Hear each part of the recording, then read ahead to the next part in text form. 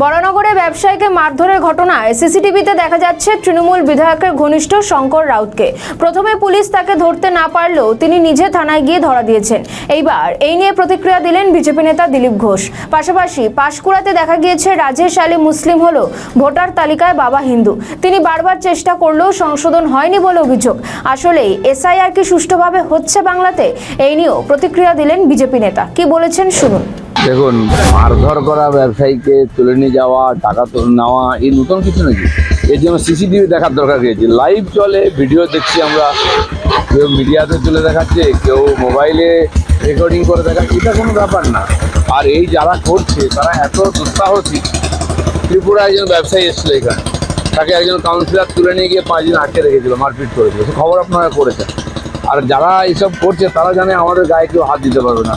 তাকে পুলিশ ধরতে পারছে না, সে নিজে গিয়ে হয়তো পার্টির চাপে সারেন্ডার করছে। বেলেঘাটায় কী হলো, বাড়ি ভেঙে তুলে দিচ্ছে সেখানে প্রমোটিং হবে বলে, ওখানকার 1 নম্বরের যে মাফিয়া গুন্ডা, তাকে সবাই চেনে। তার বিরুদ্ধে কমপ্লেন করতে লোকের সাহস পায় না। কিন্তু জানি না পুলিশ কী করে ওকে ধরে ফেললো ভুল করে।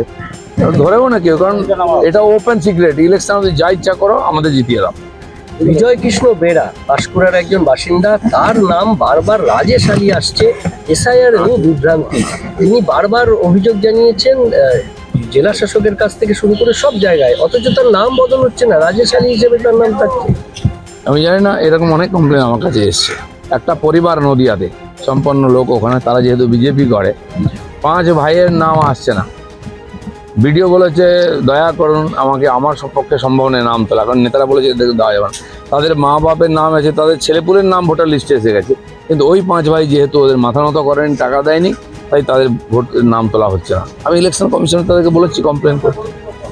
ডিস্ট্রিক্ট অবজারভারদের নিজস্ব লগ ইন ব্যবহার করে নাম বাদ দেওয়ার চেষ্টা চলছে, আর সংখ্যালঘু এলাকায় এইগুলো বেশি হচ্ছে। বুধবার নির্বাচন কমিশনে গিয়ে অভিযোগ জানিয়েছেন তৃণমূলের প্রতিনিধি দল। নিঃসন্দেহে এই ধরনের কোনো কাজ হলে অভিযোগ জানানো উচিত। অভিযোগ তো এখানে জানাতেই দেওয়া হয় না। আর যারা আমাদেরকে অভিযোগ জানাতে দেয়নি, তারা কেন অভিযোগ জানাতে যাচ্ছে নির্বাচন কমিশনে? কি এমন হয়ে গেছে পরিস্থিতি? বলছি, শিক্ষা দপ্তরের মিড ডে মিল নিয়ে নয়া নির্দেশিকা নিয়ে ঘিরে বিতর্ক।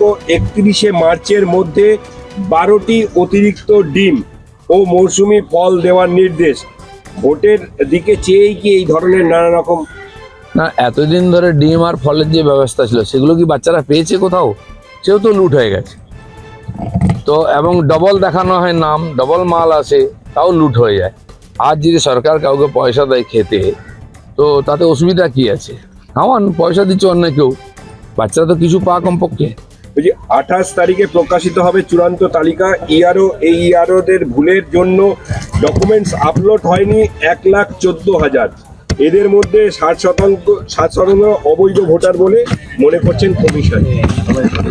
আমি বলছি, ভুল করে কিছু হয়নি, ইচ্ছা করে করা হয়েছে। 1.5 কোটি লোককে হ্যারাসমেন্ট করা হয়েছে ডেকে। তার মধ্যে 50% লোক যাদের ডাকার কোনো দরকারই ছিল না, বহু বিশিষ্ট ব্যক্তি, ভালো মানুষ, যারা অনেক আগের থেকে ভোট দিচ্ছেন, তাদেরকে ডেকে নিয়ে 2 ঘন্টা বসিয়ে রাখা হলো। আর বলা হলো ঠিক আছে চলে যান, একটা ফটো তুলে ছেড়ে দেওয়া হলো। বহু লোক আমাকে কমপ্লেন করেছে। খালি তাদেরকে হ্যারাসমেন্ট করা, অপমান করা, যাতে তারা ইলেকশন কমিশন আর কেন্দ্র সরকারের বিরুদ্ধে স্টেটমেন্ট দেয়, এই জন্য তারা ক্ষুব্ধ হয়ে যান, বিরক্ত হয়ে যান। বলছি, ভোটের আগে গেরুয়া শিবিরের চলচ্চিত্র উৎসবের আয়োজন। বঙ্গ চলচ্চিত্র উৎসবের মুখ্য উদ্যোক্তা অগ্নিমিত্রা পাল আর রুদ্রনীল। ঠিক, যারা ফিল্ম লাইনে আছেন, বোঝেন, তারা যদি করেন আপত্তি কি? বাংলা ফিল্মের যা অবস্থা হয়ে গেছে, এই করে যদি একটু পরিবর্তনে খুব ভালো হয়। দাদা, শেষ প্রশ্ন। বিধানসভা ভোটে প্রার্থী হতে চেয়ে দলের রাজ্য দপ্তরের বায়োডাটা জমা দিয়েছেন ভাই। আমার স্ত্রী, তিনি পার্টি হয়েছেন কার্যকর্তা, আমার চেয়ে পুরনো। আমি এমএলএ এমপি হয়ে গেলাম, ওনার একবার হওয়ার ইচ্ছা আছে।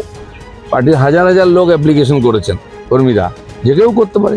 পার্টি ঠিক করলো কাকে কোথায় এনগেজ করবে। ডায়মন্ড হারবার যাচ্ছেন আপনি।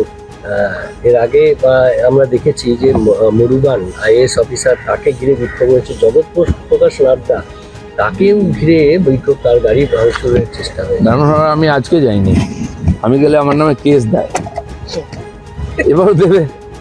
আপনাদের বিক্ষোভ দেখায়। ডায়মন্ড হারবার গ্রামে গ্রামে আমি ঘুরেছি, সাইকেল নিয়ে ঘোরা লোক।